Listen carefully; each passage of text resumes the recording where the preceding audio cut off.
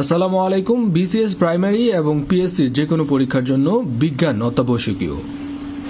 বিজ্ঞানের সব চ্যাপ্টারকে কভার করে বিজ্ঞানের ডাইজেস্ট নিয়ে আছেন স্বপ্নের স্কুলের সাথে। নিচের কোনটি পদার্থ নয়? এখানে পদার্থ নয় আলো, কারণ আলো একটি শক্তি। কোনটি পদার্থ? এখানে দেখেন বিদ্যুৎ, আলো, তাপ এগুলো হচ্ছে শক্তি, কিন্তু বাতাস হচ্ছে পদার্থ, যেটি বায়বীয় পদার্থ। কোনটি আমাদের জীবনে অত্যাবশ্যকীয় পদার্থ?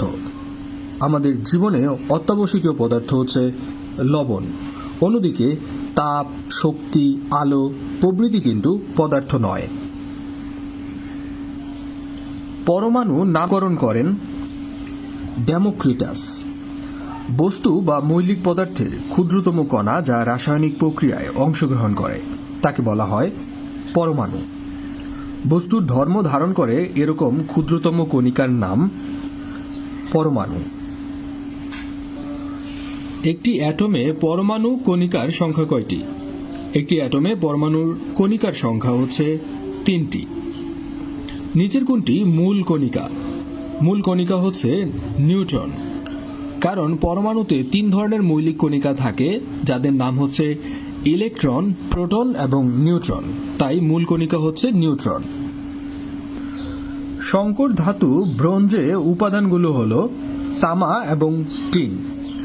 ব্রোঞ্জের ক্ষেত্রে ব্রোঞ্জের উপাদানের মধ্যে তামা থাকে 90%, টিন থাকে 10%। সংকর ধাতুতে কাঁসার উপাদান কি কি? কাঁসার উপাদান হচ্ছে তামা এবং টিন, যেটাকে ব্রোঞ্জ বলা হয়, কাঁসা বলা হয়, কাঁসা।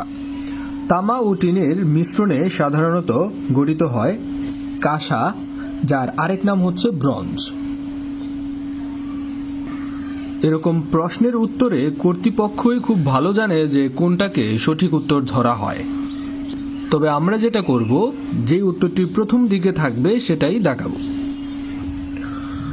উড়োজাহাজের গতি নির্ণায়ক যন্ত্রের নাম ট্যাকোমিটার। বায়ুর গতিবেগ বা ওয়াইন্ড স্পিড মাপার যন্ত্রের নাম হচ্ছে অ্যানোমোমিটার। শব্দের তীব্রতা নির্ণায়ক যন্ত্রের নাম অডিওমিটার। পানির তলায় শব্দ নির্ধারণের যন্ত্রের নাম হাইড্রোফোন। বলের বা ফোর্সের আন্তর্জাতিক একককে বলা হয় নিউটন। সিজিএস পদ্ধতিতে বলের একক কোনটি? সিজিএস পদ্ধতিতে বলের একক হচ্ছে ডাইন। ডাইন সাধারণত কিসের একক? ডাইন হচ্ছে বলের একক। চাঁদে বা অন্য কোনো গ্রহে নিলে বস্তুর কি পরিবর্তন ঘটবে? বস্তুর ভর একই রকম থাকবে, কিন্তু ওজন বদলাবে। চাঁদে নিয়ে গেলে কোনো বস্তুর ওজন সাধারণত কমে। চন্দ্রে কোনো বস্তুর ওজন পৃথিবীতে ওই বস্তুর ওজনের কত অংশ? ওই বস্তুর ওজনের 1/6। বাদ্যযন্ত্রসমূহ ফাঁকা থাকে কেন? ফাঁকা থাকে কারণ ফাঁপা বাক্সের বায়ুতে অনুনাদ সৃষ্টি হয়ে শব্দের প্রাবল্য বৃদ্ধি পায়। লোক ভর্তি হলরুমে শূন্য ঘরের চেয়ে শব্দ ক্ষীণ হওয়ার কারণ কি? কারণ শূন্য ঘরে শব্দের শোষণ কম হয়। কোন পদার্থের মধ্য দিয়ে তাপ পরিবহন ক্ষমতা সবচেয়ে বেশি? কঠিন মাধ্যমে তাপ পরিবহনের ক্ষমতা সবচেয়ে বেশি।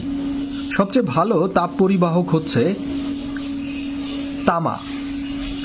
নিচের কোনটিতে সবচেয়ে কম থার্মাল কন্ডাক্টিভিটি? সবচেয়ে কম থার্মাল কন্ডাক্টিভিটি বলতে বোঝায় সবচেয়ে কম তাপ পরিবাহিতা। সবচেয়ে কম তাপ পরিবাহিতা হচ্ছে এয়ার বা বায়ুর মধ্যে। আমরা জানি বায়বীয় পদার্থ এর তাপ পরিবাহিতা সবচেয়ে কম, আর তাপ পরিবাহিতাকে বলা হয় থার্মাল কন্ডাক্টিভিটি। কোন রঙের বস্তুর তাপ শোষণ ক্ষমতা কম? সাদা রঙের। কোন বস্তুর তাপ শোষণ ক্ষমতা সবচেয়ে বেশি? কালো রঙের। কোন রঙের কাপে চা তাড়াতাড়ি ঠান্ডা হয়। কালো রঙের কাপে। যে মসৃণ তলে আলোর নিয়মিত প্রতিফলন ঘটে তাকে বলা হয় দর্পণ। আয়নার পেছনে কোন ধাতু ব্যবহার করা হয়? আয়নার পেছনে ব্যবহার করা হয় রৌপ্য অথবা পারদ ব্যবহার করা হয়।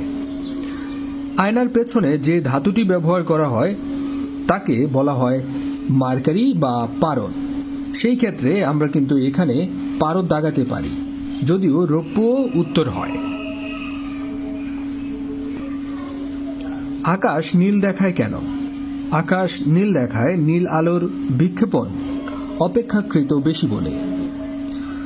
সমুদ্রকে নীল দেখানোর কারণ হলো আপতিত সূর্য রশ্মির বিক্ষেপণ। নভোচারীরা আকাশের যে রং দেখতে পায় তা হলো সাধারণত কালো। গোধূলির কারণ কি? আমরা জানি সমুদ্রকে নীল দেখানোর কারণ হচ্ছে আপতিত সূর্য রশ্মির বিক্ষেপণ, আর গোধূলির কারণও কিন্তু বিক্ষেপণ। তড়িৎ চুম্বক আবেশের আবিষ্কারক হলেন ফ্যারাডে।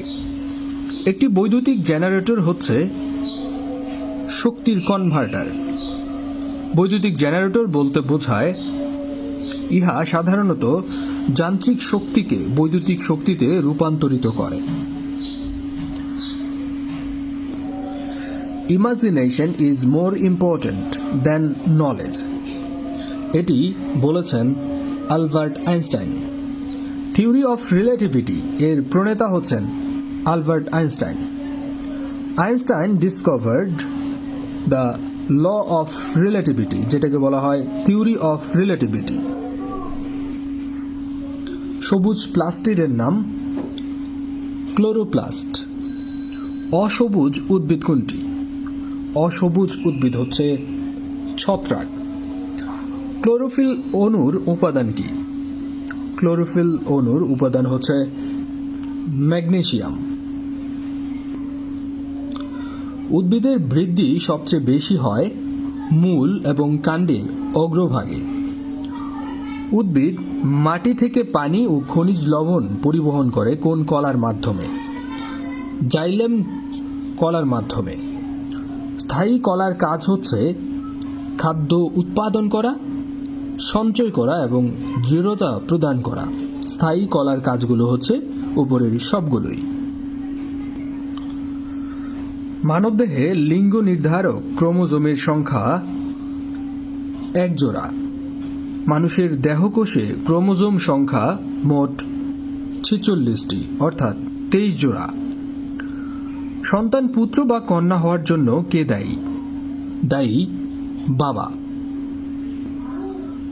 ধান গাছের ক্রোমোজোমের সংখ্যা 24টি। ম্যালেরিয়া শব্দটি কোন ভাষা থেকে আগত? ম্যালেরিয়া শব্দটি একটি ইতালিয়ান ভাষার শব্দ। স্ত্রী অ্যানোফিলিস মশা ম্যালেরিয়া জীবাণু বহন করে, এটি কার উক্তি? এই উক্তিটি করেছিলেন মেজর রোনাল্ড রস। ক্রেপ প্রমাণ করেন অ্যানোফিলিস মশা ম্যালেরিয়া জ্বরের জন্য দায়ী, স্যার রোনাল্ড রস।